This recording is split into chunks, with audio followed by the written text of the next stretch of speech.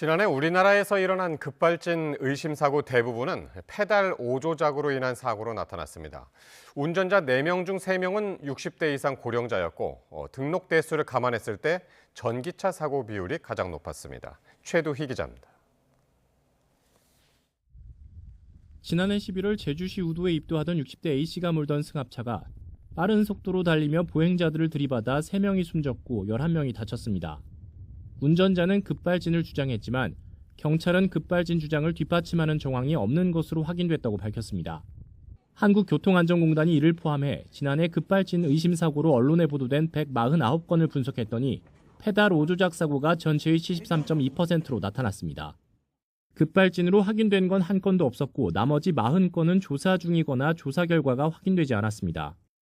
운전자 연령별로는 60대가 가장 많았고 60대 이상 고령 운전자 사고의 비중은 전체의 75%를 넘었습니다. 사용 연료가 확인된 120건을 기준으로 보면 휘발유차가 가장 많았습니다. 하지만 전체 등록 대수와 비교했을 때는 전기차 사고 비율이 가장 높았습니다.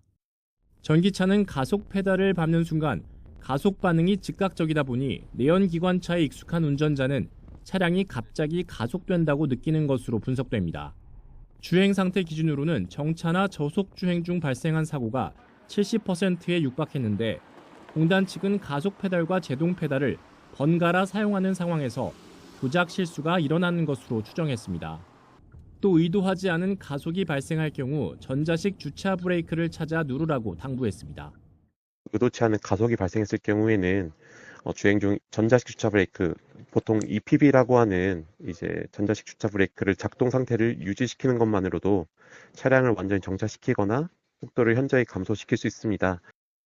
이와 함께 운행 중 이물질이 떨어지지 않도록 운전석을 정리하고 비상제동을 작동한 뒤에는 서비스 센터를 통해 차량 상태를 점검받는 것도 예방책이 될 수 있다는 설명입니다. 공단은 지난해 차량 141대에 페달 오조작 방지 장치를 부착한 결과 의심 사고를 차단하는 성과가 있었다면서 관련 사업을 확대하겠다고 덧붙였습니다. YTN 최두희입니다.